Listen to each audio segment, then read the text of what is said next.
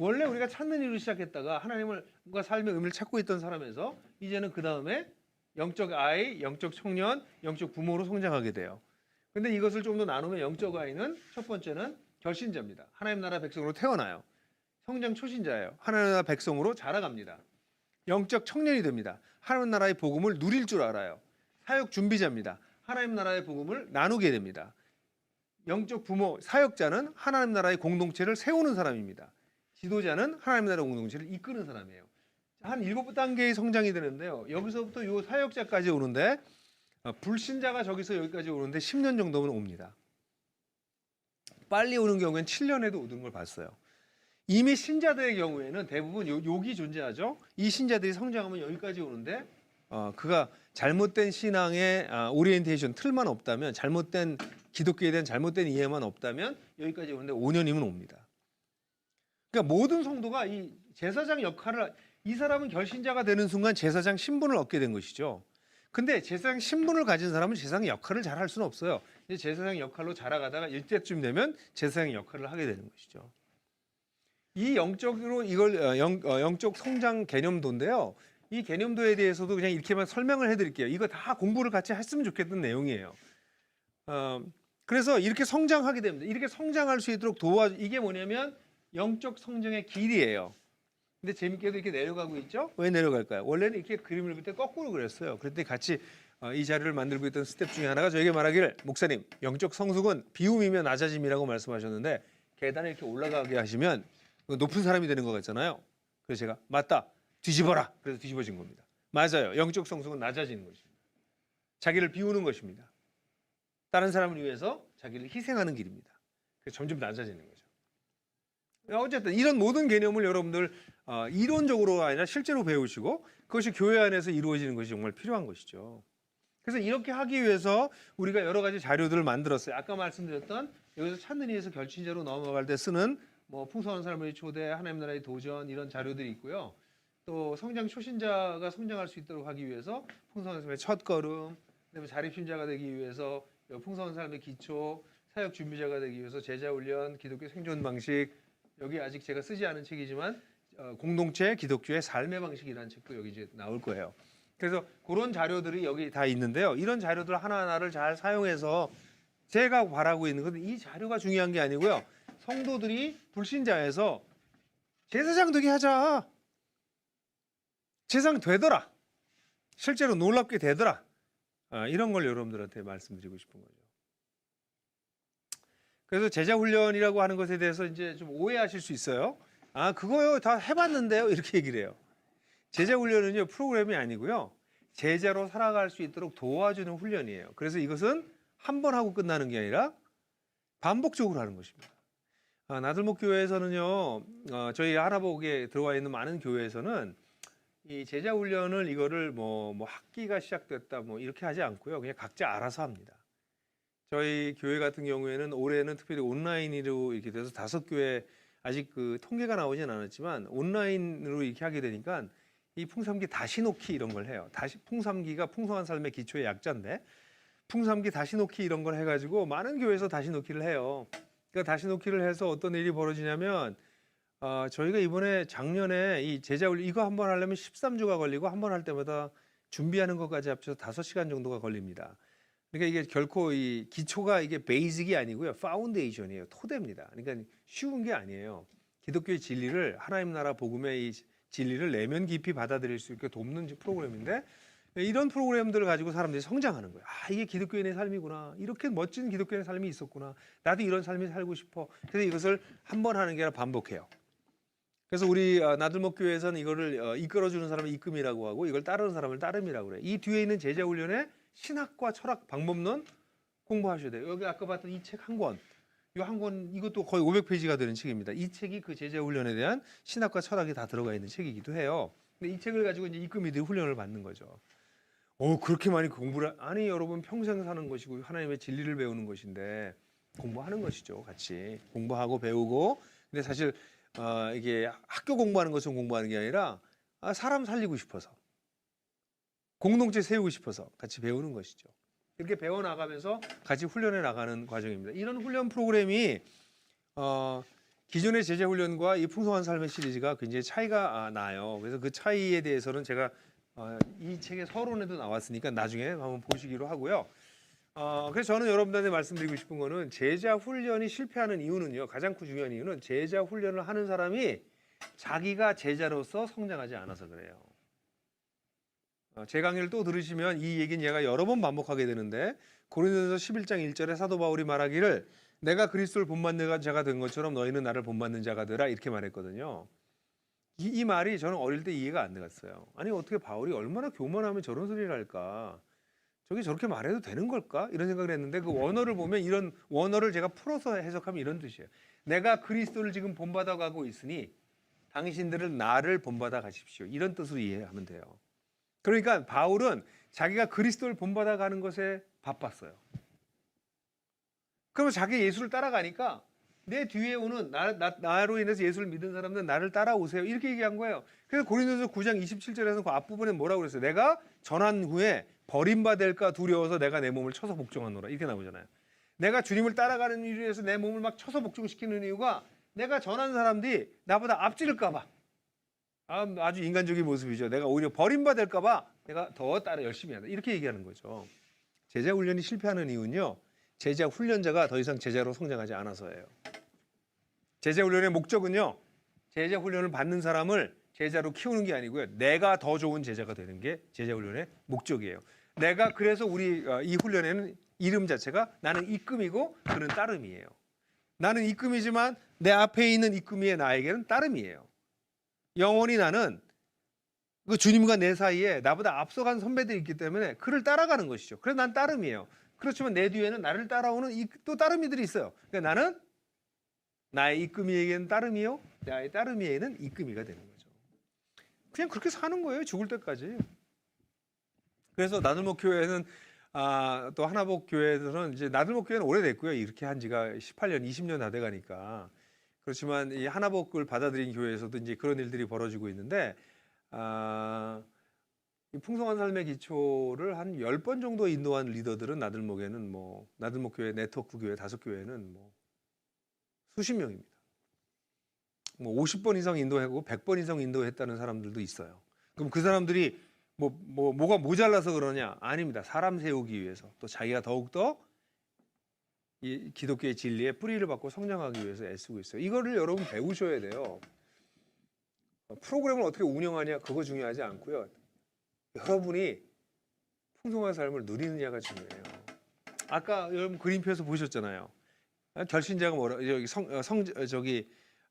사역 준비자가 뭐라고요? 자립신자가 뭐라고요? 하나님 나라의 복음을 나누는 삶. 누리는 삶. 누릴 줄 알아야 나누죠. 근데 많은 목회자들이 사실은 사역자들이 별로 풍성하지 않아요, 삶이. 정말 풍성해야 됩니다. 세상적으로 얘기하는 자본주의적으로 세속적으로 풍성한 게 아니라 그리스도 예수 안에서의 풍성함이라고 하는 것이 무엇인지 총체적으로 이해하는 것이 필요한 것이죠.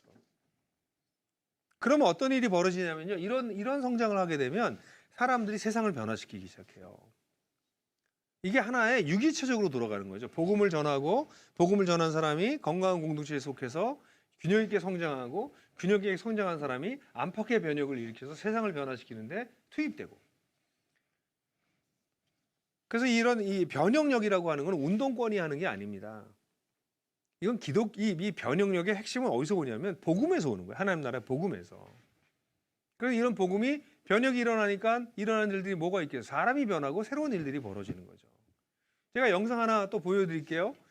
두 남자의 이야기라고 하는 영상인데요. 이것도 만든 지가 꽤 오래됐어요. 그렇지만 영상 가치가 있어서 여러분들에게 보여드립니다. 여기 나오는 밥집의 주인장은 그 밥집 주인장이 나와요. 중간에 그 밥집의 주인장은 제가 2000년도에 한국에 와서 이 나들목 교회를 시작하고 난 다음에 길거리에서 만나서 친구가 돼서 저의 동생 같은 사람이 돼서 복음을 전한 첫 번째 사람입니다. 교회적인 굉장히 상징적인 친구예요. 동네에서 만났던 거의 약간 깡패 같은 그런 친구였는데 이 친구가 예수를 믿고 또 다른 사람들을 변화시키고 있는 이야기를 잠깐 보시고 제가 오늘 좀 말씀을 마무리하도록 하겠습니다.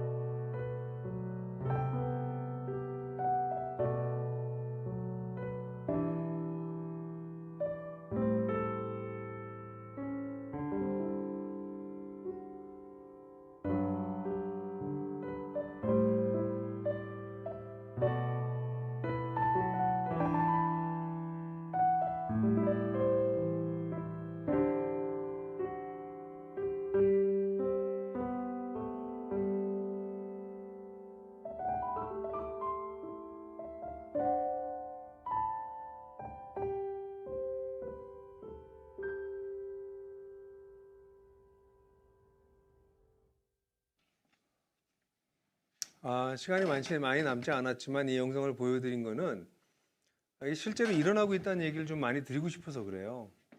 사실은 아까 잠깐 보셨던 우리 김현일이라고 하는 형제는 저를 만났을 때 신문 보급소를 하고 있고 저희 동네에 거의 쓰러져가는 그런 흉가 같은 데서 살고 있었던 친구였어요. 근데 긴 얘기를 짧게 하면 결국 이 친구가 이 친구의 가정과 저의 가정이 연결되고 결국 이 친구가 예수를 믿게 되고 변화되고 성장하고 그래서 빈민사역을 컵라면 5개로 시작하고 그 컵라면 5개를 가지고 처음 만났던 사람이 아까 보시던 선성일 형님이에요. 근데 그분이 그 예수 우리를 만나고 난 다음에도 저희 또 감방에 죄송합니다. 학교에도 갔다 오고 뭐 그러면서 예수님 만나게 되고 60이 다 돼서 회심하게 되고 그분은 전과가 30몇 번이에요. 18살에 우발적으로 살인하고 감옥에 들어가서 평생을 감옥에서 산 사람이에요. 근데 이런 사람이 예수를 믿게 되고 이 사람이 예수를 믿게 됐을 때 전 교회가 이 사람 세례받을 때 전 교회가 울었어요. 진짜 이렇게 사람이 살 수도 있구나. 근데 이런 사람에게 하나님의 은혜가 이렇게 임하는구나. 그래서 결국 이런 사람들이 변화돼서 또 다른 일들이 벌어지고 지금은 이 빈민사역이 여기서 지금 설명하기 어려울 정도로 확장되고 있습니다. 나중에 리커버리 센터나 리커버리 야구단이나 이런 이야기들 혹시 들으면 다 이쪽과 관련된 사역입니다. 지금 이 사역이 어떤 식으로 발전할지는 저도 잘 모릅니다. 이거 외에도 함께 살기, 그래서 공동주거, 혹시 별내에 위스테이 아파트, 협동조합으로 세워진 아파트를 아십니까? 그건 뭐 엄청나게 큰 규모의 일들인데 이런 일들도 막 벌어집니다. 뭐 작은 용두동집, 팔판동집, 상계동집 이런 조그만 집들이 함께 사는 사람들이 생기고요. 이런 얘기도 할 얘기가 너무 많아요. 왜냐하면 성도들이 예수를 믿고 회심해서 진실한 공동체에서 잘 성장하면 제사장으로 제사의 역할을 하게 되는 거거든요. 여러분 어떤 교회를 하실 건가가 중요해요. 지금 한국 교회는 분수령 위에 섰어요. 지금까지 제도로서 조직으로서 교회를 운영했던 일들은 이제 무너져 내려가고 있어요. 온라인 상황이라고 하는 이 코로나라고 하는 그리고 온라인으로 사역을 해야 되는 초유의 상태가 벌어지면서 본질적으로 사역을 했던 분들은 오히려 교회가 단단해지고 원래의 교회에 있고 원래의 기독교의 얼굴을 회복하고 있지만 제도로서 조직으로서 교회를 움직이고 있었고 그런 역할을 하고 있었던 사역자들은 이제 점점 해야 될 일도 잃어버리게 되고 더 큰 혼란 속에 빠지면서 지금 기껏 하는 게 유튜브로 어떻게 더 이 방송을 잘 찍을 것인가, 어떤 유튜버가 될 거냐 이런 생각을 하고 있는 거죠. 중요해요 유튜브로 하는 것도. 그러나 더 중요한 건 사역의 본질입니다. 사역의 본질이 무엇입니까? 하나님 나라의 복음에서 시작되는 것입니다. 하나님 나라의 복음을 제대로 이해하였다면 이 하나님 나라의 복음으로 사람들을 회심할 수 있도록 도와야 되고 회심의 열매가 나타난다면 그들이 공동체를 형성하게 될 것이고 공동체 안에서 그들을 진실하게 성장할 수 있게 만들어지고 그러면 시간이 지나면 그들은 세상을 변화시키는 일을 하게 될 겁니다. 그럼 공동체가 점점 성장해 나가면서 세상에 영향을 끼치는 것이죠. 이건 이런 개념대로 간단히 그릴 수가 있어요. 이 개념들을 마지막으로 보여드릴게요. 이런 것이죠. 복음을 전해요. 이게 제일 중요해요. 1대1로 복음을 전하게 되면 이 사람이 회심하는 일들이 벌어지는 거죠. 그럼 이 사람들이 모여서 뭐가 될까요? 하나의 작은 공동체를 이루어요. 이게 가정교회 같은 걸 공동체를 이루는 거지. 우리는 가정교회라고 불러요. 뭐라고 부르셔도 좋아요. 작은 공동체 형성돼서 자라가다 보면 이 숫자가 이 전도를 계속하는 숫자가 늘겠죠. 그럼 이거 2로 3개로 쪼개지는, 이게 하나가 2개로 쪼개지는 거죠. 그래서 가정교회를 분가를 한다고 그럽니다. 분가가 일어나면 이런 교회가 자꾸 성장하게 해서 시간이 지나면 그러면 어떻게 되겠어요? 분가가 되니까 이게 이 교회가 하나의 마을이라고 우리가 부릅니다. 마을이 형성되면 시간이 지나면 이 마을이 이 사람들이 같이 교제하기가 너무 어려워요. 목자들이 숫자가 많아지면. 그럼 이게 숫자가 늘어나면 이 가정교회를 둘로 나누겠죠. 이걸 분촌이라고 그럽니다. 여러분 이런 일들이 실제로 벌어져서 나들목 교회 같은 경우에는 이렇게 해서 여기 분촌까지 돼서 마을이 11개가 될 때까지 성장했습니다. 그러니까 1000명이 넘게 되는 거죠. 물론 나들목 교회는 일반적인 교회랑 다른 여러 가지 요소가 있어서 일반화시킬 수는 없지만 저는 이런 일들이 복음이 전파되고 작은 공동체가 형성되고 하나의 공동체가 2개가 되고 2개가 4개가 되고 그래서 하나의 마을을 이루고 그러면서도 계속 이런 영적 성장과 변화는 변혁적인 놀라운 일은 계속적으로 일어나서 그래서 점점 숫자가 늘어나서 한 마을, 2마을, 3마을 이런 일들이 벌어질 거라고 생각돼요. 그래서 11개의 우리의 마을이 생겼을 때 이렇게 교회가 계속 11개가 되고 또 20개 마을이 되고 이렇게 교회가 커가는 것이 우리가 꿈꿨던 건강한 교회가 되기에는 좀 안 좋은 면이 많다. 그리고 많은 사람이 자꾸 뒤로 빠지고 이 구경꾼이 되는 거죠. 플레이어가 아니라 구경꾼이 되는 거죠.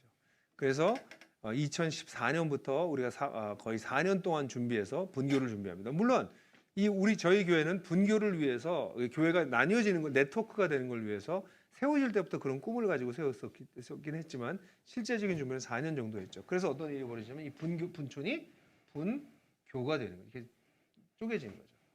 교회 분립이 일어나는 거죠. 그래서 저희 교회 같은 경우에는 2019년에 5개의 교회로 나눠졌습니다. 여러분, 많은 분들이 저한테 이런 얘기를 하세요. 그건 목사님이 하시는 일이죠. 그건 나들목 교회니까 되는 일이죠. 그렇게 얘기를 해요. 여러분, 그렇게 말씀하시는 거가 제가 기분이 좋은 게 아니고 여러분들 조심하셔야 됩니다. 하나님이 하고 계시는 일에 대해서 사람이 한 것으로 둔갑시키지 마십시오. 주님께서 내가 내 교회를 세우겠다고 하셨고 만물에서 만물을 충만케 하겠다고 말씀하셨고 내가 지금 신령한 집으로 새로운 집으로 건축하고 있다 라고 주님께서 말씀하시고 계십니다. 주님도 그 일을 하고 계시대요. 근데 지금 그 일을 못 하시게 되는 이유가 뭐냐면 예수님께서 전하신 신학, 하나님 나라를 우리가 놓쳤기 때문입니다. 그래서 하나님 나라의 복음이 선명하지가 않아요. 그렇기 때문에 회심도 선명하지 않습니다. 선명하지 않은 회심을 가지고 공동체를 만들려고 하니까 공동체는 제도로 전락하게 되는 것이고 조직으로 전락하게 되는 것이고 건물로 전락하게 되는 것이죠. 그 속에서의 제자 훈련은 프로그램이에요. 프로그램. 라이프 스타일이 아니라. 그러니까 프로그램 할 때만 사람이 변하고 실제로 사람이 변하지 않습니다. 그러니까 제자 훈련 실패했다 뭐 이런 소리가 나오는 거죠. 그러니까 사람이 그 속에서 정말 성장하게 되면 여러분 사람이 변하면요. 공동체가 변하면 가만히 못 있어요. 가만히 있으려도 움직입니다. 꿈을 꾸기 시작하기 때문에. 여러분 성도들을 꿈꾸게 하세요. 이게 제사장으로 세우는 겁니다. 그러면 그런 교회들은 이 땅에서 자신의 역할을 감당하면서 끊임없이 하나님께 깊은 예배로 나아갑니다. 왜냐하면 이 세상의 깨어짐이 너무 심하고 우리가 할 수 있는 역할은 너무나 작기 때문에 사역을 해나가면서 점점 주님의 은혜를 구할 수밖에 없어요. 그리고 주님의 다시 오심을 우리가 열심히 살면 살수록 더욱더 기대할 수밖에 없는 거죠. 저는 여러분들한테 오늘 이 짧은 3번의 강의를 통해서 사실은 문제 제기만 한 것입니다. 저는 우리 목회자들이 어떤 면에서는 이렇게 된 상황에 사실은 희생자라고 생각해요. 그렇지만 희생자가 되고 난 다음에 우리는 다시 목사가 됐기 때문에 목회자가 됐기 때문에 원인 제공자가 될 수도 있습니다. 근데 만약 우리가 예수께서 가르치신 가르침에 달라붙어서 구멍이 날 때까지 달라붙을 정도로 천착하게 된다면 우리는 원인 제공자에서 문제 해결자가 될 수가 있습니다. 여러분, 진정한 제자인 목회자들이 필요해요. 내가 제자로 살아가는 것이 급한, 성도들을 제자 만드는 게 급한 게 아니라 내가 제자로 살아가는 것이 급한 목회자가 필요합니다. 그리고 그 목회자들이 연대해야 됩니다. 목회 현실도 너무 오염돼서 어떤 교회를 세우는 것이 좋은지 많은 목회자들이 혼란에 빠졌습니다. 코로나19는 이 혼란을 가중시키고 있습니다. 그래서 온라인 교회가 나오기 시작했어요, 벌써. 일종의 이단이죠. 제가 볼 때는 이단이에요. 그 얘기를 여기서 길게 할 수는 없겠어요. 저희가 한 코로나 포럼이 있는데 그 포럼을 한번 보셔도 되겠어요. 여러분, 목회자들이 연대해야 됩니다. 다시 건강한 교회를 세우려고 애써야 됩니다. 저는 이렇게 생각해요. 한국교회가 위기라고요? 제가 서론에서 한번 그런 얘기를 하려고 했지만 한국교회가 위기라고요? 예수님도 위기라고 생각하실까요? 저는 아니라고 생각하는데요. 위기라고 생각하는 사람들이 위기입니다. 왜냐하면 하나님은 지금도 일하고 계셨고 그 하고 계시는 일을 치열하게 따라가고 있는 그들의 백성이 있기 때문에 그 하나님과 그들의 백성에게는 교회는 위기가 아닙니다. 오히려 이러한 어려운 상황이 교회를 정화시키고 교회를 단단하게 만들고 우리 목회자들의 경우에는 우리가 뭘 해야 되는 사람인지를 더 선명하게 드러내기 때문입니다. 오늘 제 강의를 들으시고 여러분들 가운데서 이런 사역을 같이 해나가길 원하시는 분들이 계시면 하나복 DNA 네트워크 홈페이지를 찾아주십시오. 그리고 저희가 만들고 나가고 있는 여러 가지 프로그램도 한번 눈여겨보세요. 저희가 이 사역을 시작한 지 8년밖에 되지 않았지만 벌써 한 거의 400명이 되는 동역 목사님들이 계시고요. 거의 1,000명 정도가 되는 분들이 우리 이 운동에 간접적, 직접적으로 연결되어 있습니다. 작년 말에 보니까 약 2만 5천 명 정도의 성도들이 우리 이 운동에 들어와 계신 것을 보게 됐어요. 그리고 제가 만든 모든 자료들은 형.org 제 자료집입니다. 그 자료집에 자료가 다 있습니다. 그래서 앞으로 제가 만들었던 모든 자료를 다 거기다 올릴 생각입니다. 올려가고 있습니다. 그래서 필요한 것들은 여러분들 거기 가셔서 살펴보셔도 좋습니다. 저는 여러분들하고 잠깐 이렇게 얼굴도 못 만나고 일방적으로 여러분들은 제 얼굴 보지만 저는 여러분들 보지도 못하고 이렇게 이 강당에서 이 빈 의자를 보고 여러분들하고 강의를 하는 안타까운 시간을 가졌지만 우리가 그리스도 안에 함께 있다, 메시아 안에 함께 있다는, 그리고 그 나라를 시작된 그 나라를 살아내는 우리들이라면 다른 곳에서 만나겠죠. 우리가 만나서 같이 이 어려운 시절에 남은 자로 우리 각자의 길을 잘 걸어왔었다라고 하는 것을 서로 격려할 수 있었으면 좋겠어요. 그리고 사랑하는 형제자매 여러분, 여러분 가운데 좀 젊은 분들이 계시다면 먼저 앞서 걸은 자들을 잘 눈여겨보시고 배워야 될 것을 배우시고, 그리고 제가 부탁하기에는 Standing on my shoulder, 제 어깨 위에 올라서십시오. 선배들의 어깨 위에 올라서는 후배들이 있을 때 한국교회는 미래가 있습니다. 네, 저는 여기서 여러분들하고 인사를 마무리하고요. 다른 곳에서 다른 모양으로 또 하나복에 꼭 오셔서 같이 만났으면 하는 그런 기대가 있습니다. 경청해 주셔서 감사합니다.